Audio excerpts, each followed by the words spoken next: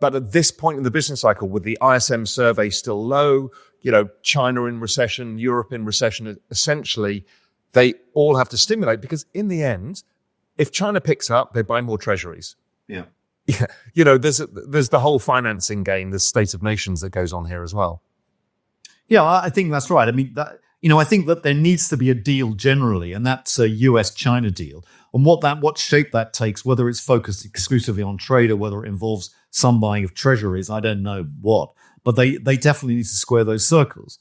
And I think, an easy win for Scott Bessent would be to say, get the Europeans, the Japanese, and the Saudis to buy more American treasuries as defense bonds. I mean, I think that's a pretty straightforward thing to do.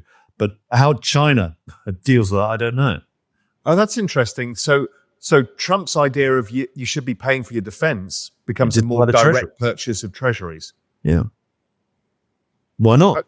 Makes sense. That's a very interesting idea. And it's very simple. It's very clean. Yeah.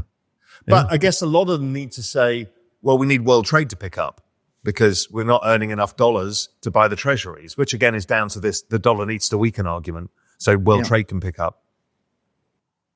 Yeah, absolutely. I mean, and the other thing is, there's going to be talk right now the Japanese are tightening, but in reality, they can't tighten very much. I mean, this is ludicrous.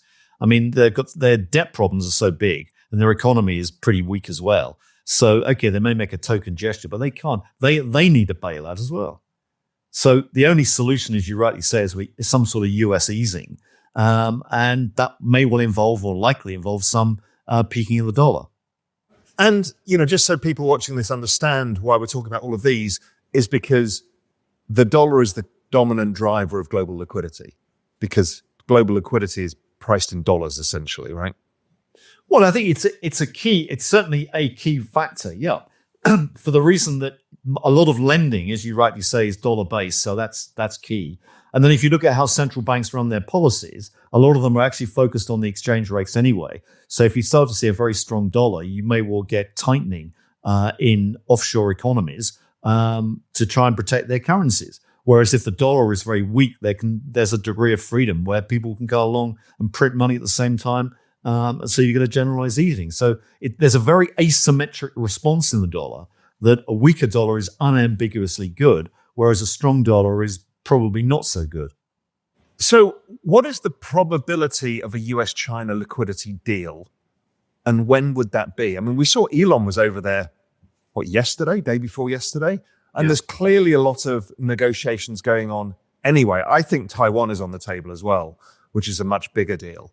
What are your thoughts on the probability of this happening? Because this really then changes the global liquidity game significantly and would more play out in the kind of cycle that you and I have been expecting. Well, I think instinctively, my view is it's sort of 80-90% because I think it's so desperate for both sides. They both need a deal, of some form. I mean, the two economies are so big and so integrated that they can't just stand off and sort of wave fists at each other. There's got to be some sort of deal. And at the end of the day, China is a dollarized economy, like it or not, where they use the dollar and the dollar is integral. I mean, the great paradox that we've noted in the past is that whenever the Chinese trade surplus goes up, the dollar tends to go up as well. And that's because most stuff is priced in dollars in China. And it's a little bit like thinking of the Californian economy again. So, this is the paradox. And so whenever China's trade surplus goes up, there's great pressure on the yuan US dollar cross, ironically. And so the Chinese have got to tighten. So they need something. The dollar is so critical to them that they need some sort of deal done here. So I think it just has to happen. A recent conversation between leading economic minds, Michael Howell of CrossBorder Capital and Raoul Pal, have highlighted how the US dollar is already collapsing and how crypto is playing an important part of this equation. And as if that wasn't enough, rumblings of a continued crypto bull run further spice up the discourse. This unconventional stance on the currency war is making headlines and shifting perceptions. But is anything like this close to reality? What should you do if the collapse of the dollar is near? Only one way to find out. Welcome back to Investocracy Crypto. Really, it's the devaluation of the paper currency. So it does its job, as you say. It's never going to make you rich in purchasing terms, because it'll be the same as real estate or even the S&P 500. It kind of just... It's a hedge. It's a hedge. But yeah, Bitcoin's been vastly different because it's a technology. So it's got an adoption effect as well. So you've got, it's kind of gold squared, which is fantastic because it really helped young people who've got no savings, because buying gold is not going to help them buy a house because it doesn't go up versus houses, because they're both seeing the denominator go down, which is the fiat money. So Bitcoin's been, a kind of savior for people to avoid the debasement effect and actually make some returns. And tech stocks have been the same. Yeah.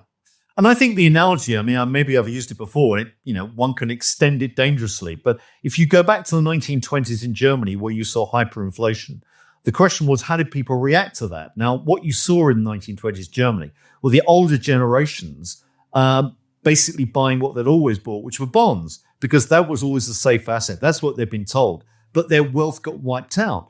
Their younger generations were buying equities. They were told by their peers, you're idiots, okay, don't buy equities. They're fragile, but equities went up dramatically in price because they were inflation hedges.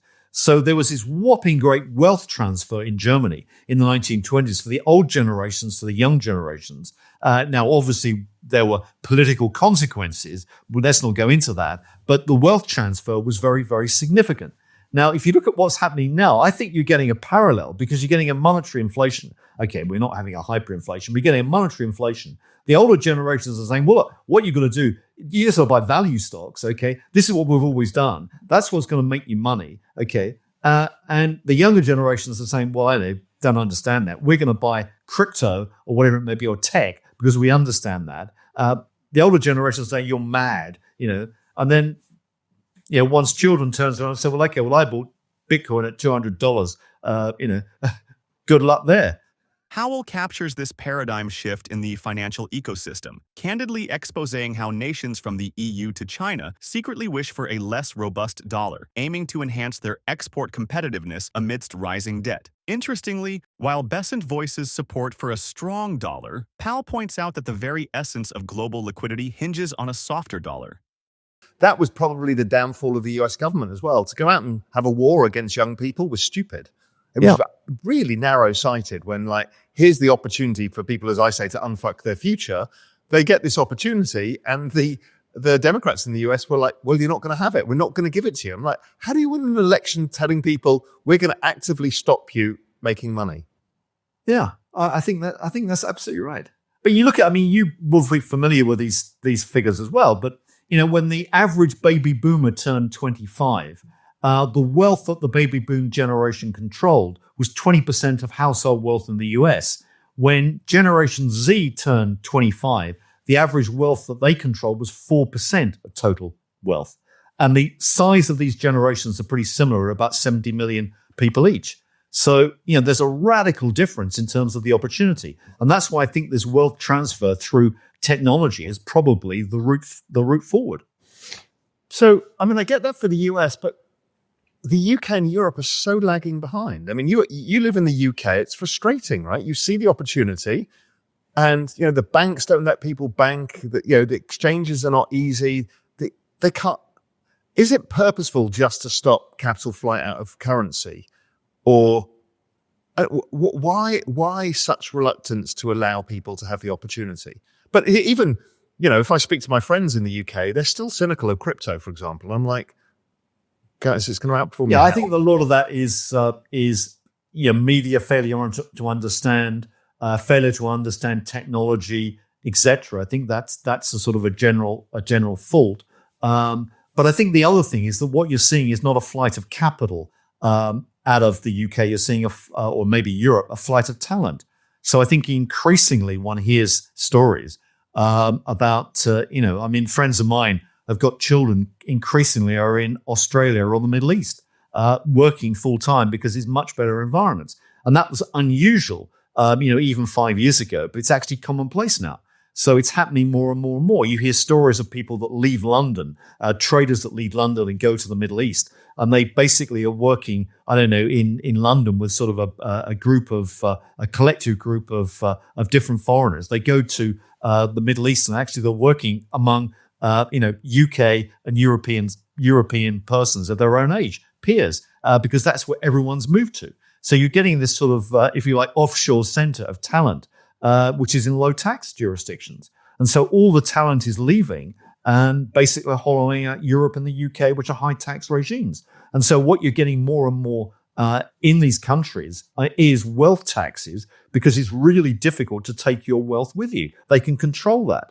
And that's the reality. According to Howell, the answer lies in debt refinancing and a liquidity crunch tied to the greenback. The world's lenders price their loans in dollars, and liquidity has to keep pace with rising debt, or else face the structural threat of inflation. Crypto stands to gain from real-world inflationary pressures. Howell points out the golden age thinking, positing that inflation primes assets such as gold, Bitcoin, and other cryptocurrencies for a grand encore. But before going any further, if you made it this far into the video, thank you. These videos take a lot of effort and time to make, so if you enjoyed them, please hit the like button and subscribe to the channel. This goes a long way in helping us grow. That said, back to the video. I mean, this is the problem of an aging population. It is very hard to deal with because you can only use debt so much, and then debt goes from being the answer to the problem. And we've seen this endlessly. And that's where we are today. Yeah. And you have to devalue your currency because you can't fund the deficits. So ultimately, gold goes up, or all these other hard assets go up. So in a regime where you've got too much debt and you've got too much ultimately paper money, you've got to get ultimately into real assets in some form, shape or form. And it's better to have real assets in productive areas of the world, or holding things like gold or Bitcoin or technology in some form to preserve your wealth. A lot of this is actually maintaining wealth levels. That's the critical thing now, in real or purchasing power parity terms. And it's interesting to see how few people really still get this. A lot of people still saying it can't last, there's going to be a collapse. I'm like, there can't be a collapse. They've taken the left tail out of the risk out of the entire economy, because if every time you look to see collateral values falling too much, they just pump in liquidity to stop it happening. So what you've created is this, I call it the greatest macro risk-taking opportunity of all time. Because if they've taken out the downside risk, they're using liquidity to manage it and debase the currency, it makes it a very easy game, which is, you and I would have made more money being on the short side, 20 years ago. And now it's like, it's all on the long side. You're either long or you're flat, and that's it. As the dust settles, there's an undeniable allure in the prospects presented by Howell and Pal. While these shifts are complex, their implications for individual investors are pretty straightforward. Stay alert, be proactive, and consider the dynamics in play. But what do you think? Share your thoughts. And finally, if you would like to know more about cryptocurrencies, or specifically Bitcoin, go ahead and click on the next video on your screen. See you there.